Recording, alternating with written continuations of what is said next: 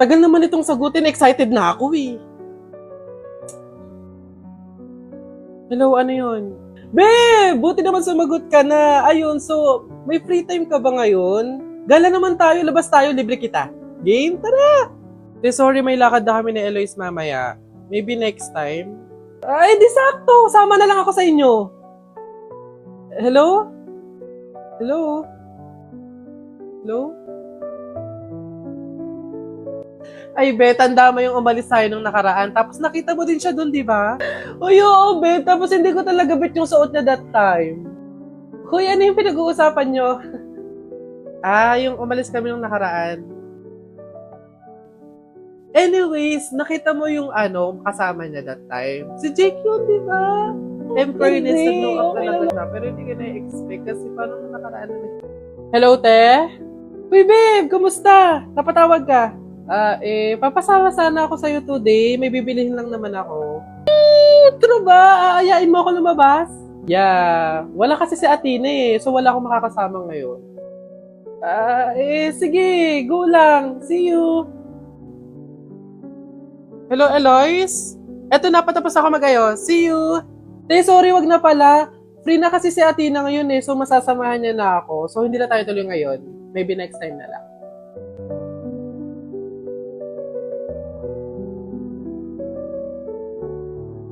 Buti naman anak, makakalipat na tayo ng bahay. Ay, so nga na, buti na lang makakalipat na tayo sa mas maayos na bahay. Pero may tanong ako, bakit ang daming kasabi na pamahiin daw kapag daw lilipat ng bahay at paalis na, wag na daw lilingon dun sa bahay na yun kasi may mangyayari daw masama? Bakit kaya? Nak, bakit mo ba natanong? Nay, gusto ko sanang lumingon para masulyapan yung bahay natin. Syempre, tagal na din naman natin tumira dyan, kaya napamahal na rin tayo. Bago man lang tayo umalis sana na masulyapan ulit kahit saglit. Ay, hindi anak. Sige lang, lumingon ka lang. Hindi naman tayo naniniwala sa mga pamahiin na yan, di ba? Walang mangyayaring masama, panigurado, promise. Sige, Nay. Ay! Hoy, kayong dalawa. Huh? Ay, ano? Ganon-ganon na lang yun? Aalis na kayo agad, ha? Hindi nyo pa nga tapos bayaran yung upa sa bahay eh. Pati yung ilaw at tubig, hindi nyo pa tapos bayaran. Tapos aalis lang kayo, ha? 10 yung pinapakain kong anak, tapos yung asawa ko batugan pa, tapos aalis kayo, hindi kayo magbabayad. Ang kakapala mukha nyong lahat. Hindi ako papayag. Balik! Uwi!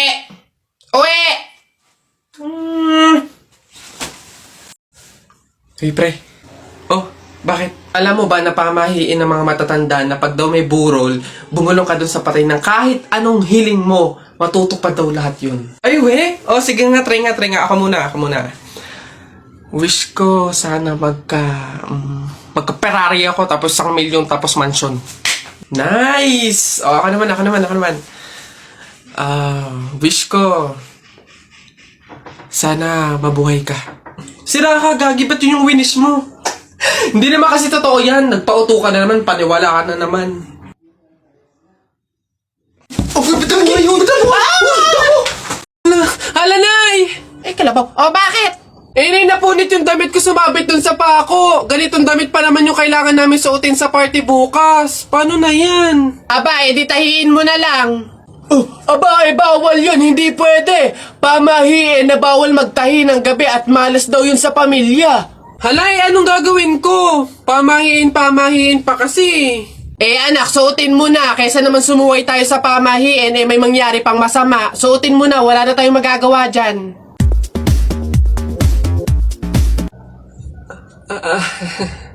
Di ba? Ay!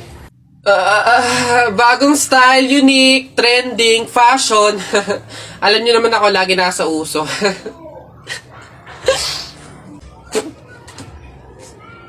Papasok na yung baby ko na yan. Punta ka na dun, dali anak. Upo ka dun sa tabi ng classmate mo. Dali.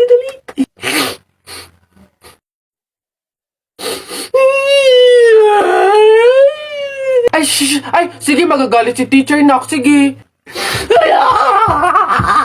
Tahan anak. Dito lang si mama sa labas. Titignan ka lang, oo. Dito lang si mama, oo. Dito lang ako. Sige na, dali. Dito ka lang? Oh, nak, dito lang si mama. Dito lang sa labas, titignan kita, ha? Oh!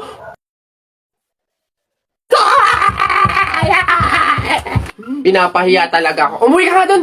Malilintil ka sa akin pag-uwi. Papasukin ko na lang po bukas po. Sige po.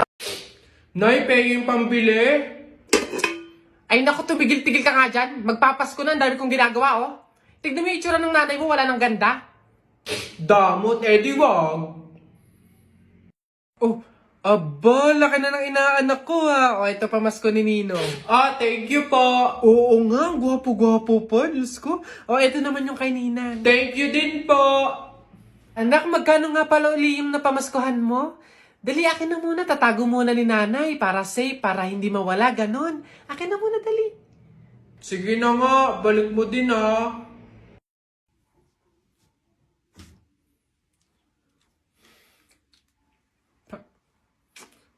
Ay, nasa na nga pala yung mga pera ko. Bibili pa ako ng mga lawan eh. Ayan, sige, puro ka gastos ha. Nay, pera ko naman yon. Ah, ganon. Eh kung singilin ko kaya simula nung pinanganak ka hanggang ngayon, mas malaki pa nga yung naggastos ko eh. Ah, sige na, pupunta ka sa mga kumari ko. Ba't mo ginastos? Working on a Grammy, meanwhile, pussy popping with your man in Miami. Chanel's and pearls, that's the trick that it takes to keep the grudge. Hoy, Jepoy, tara laro tayo baril-barilan, ano? Dali na! Eto akin, eto sa'yo. Ayaw mo, tignan natin kung hindi mo pa ako papansinin kapag binanatan na kita ng mga flip-top ko. Nakita ko nanay mo pumunta sa Cubao, walang pamasahe, nag-shortcut sa puwet ng Kalabaw! Woo! Oh! Ayaw mo pa rin talaga mamansin, ha? Oh, nakita ko kuya mo pumunta sa pier. Ini-sniper ko, laglag diaper! Ano? Ano ba yan? Ba't ba ayaw mo pa rin ako pansinin? Puro ka cellphone dyan eh. Ah, ito. Tingnan natin talaga. Last na talaga to. Hoy, Jepoy! Kumain ka ng biko. Para bukas, ikaw na bebe ko! Anong magagawa? Laging natutulala lang, lumalapit ka. Oh, kilig yan! Ah! Napipiko na ako sa'yo ha! Ayaw mo mansin ha! Aray! Ano? Ano ba kasi ginagawa mo dyan? Puro ka cellphone dyan eh! Eh syempre, naghahanap ako ng pwedeng i-post ko dito sa Instagram kasi ang dami ko ng followers. Ay oh! Kaya pala, gusto ko din dumami yung Instagram followers ko. Paano ba yan, Jepoy? Ah, basta balong ganito na lang gawin mo. Pumunta ka sa TikTok account ni Kuya Kenkoy, tapos click mo lang yung link doon sa bio niya. Ayun, doon mo malalaman kung paano dumami yung followers sa Instagram. Baby, tara na, kagutom na ako, mag-samgyup na tayo. Ayun ka na naman, bago mamaya ipapaubos mo na naman sa akin, naali pa naman yun.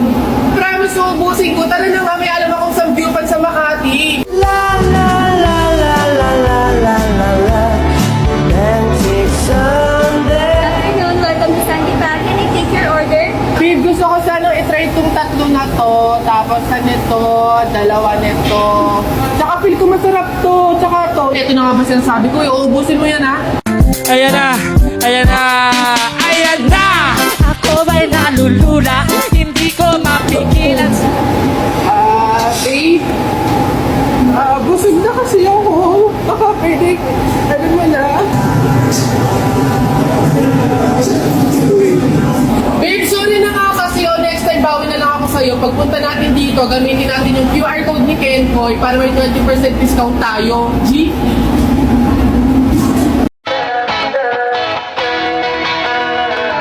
Alam mo ba, munti ka na sumuko ang puso ko. Sa paulit-ulit na pagkakataon na nasaktan na bigo. Mukhang delikado na naman ako. Bakit ba kinikilig na naman ako? Pero ngayon ay parang kakaiba. Pag nakatingin sa iyong mata, ang mundo ay kalma. Ngayon nandyan ka na, di magmamadali. Ikaw lang ang katabi. Saan ko kay pumuti? Di na maghahanap na kung anong sagot sa mga tanong. Dahil ikaw ang katiyakan ko. Hindi na ako bibitaw. Iyong ikulang dahil sa'yo.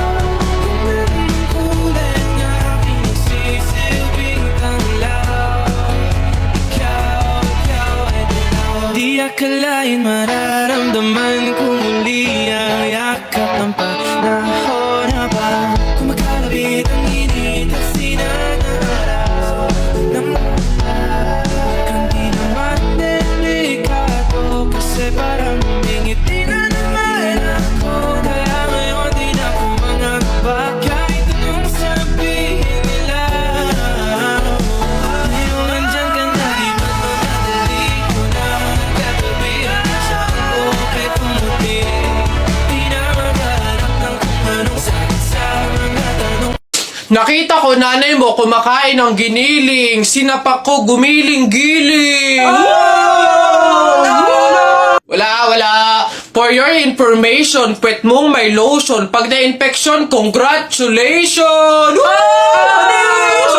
Pangit ito. Nakita ko nanay mo namamalimos. Binigyan ko ng piso. Gusto pa doon. O ako na, damit mo puti, shirt mo puti, amoyin mo kilikili mo, amoy dato puti! Yun na yun, o ito. Nakita ko nanay mo nasa bubong. Kung binato ko ng talong, shoot sa ilong! Sa flip, teka lang, meron pa. Hindi ako natakot sa bagyong Ondoy. Ha? Natakot ako sa nanay mong mukhang unggoy.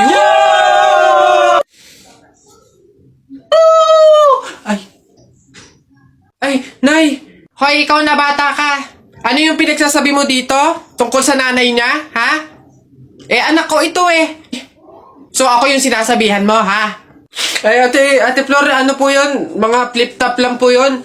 Mga joke-joke lang po, biro-biro lang po. Hindi po totoo yun eh. Ako nakakapang-init ng ulo tong batang to. Nasaan yung nanay mo, ha? Sasabihin ko lahat ng sinabi mo sa akin. Ay, hindi po, Ate Flor, wag po. Joke lang po yun, hindi na, mga biro-biro lang po, hindi naman po, totoo yun. Huwag po, Isa, budawa, mutaruta-ruta, semplang, plakda, tae mong sariwa.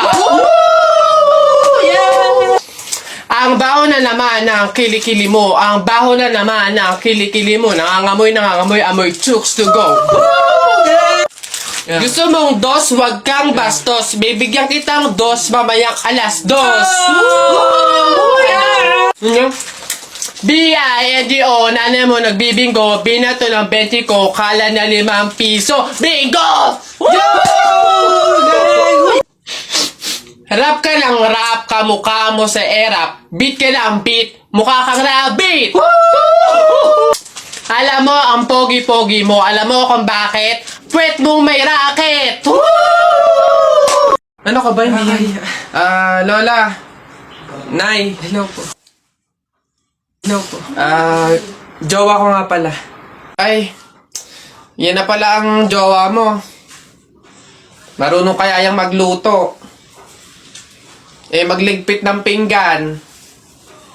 Baka naman puro paganda lang yung nakuha mo.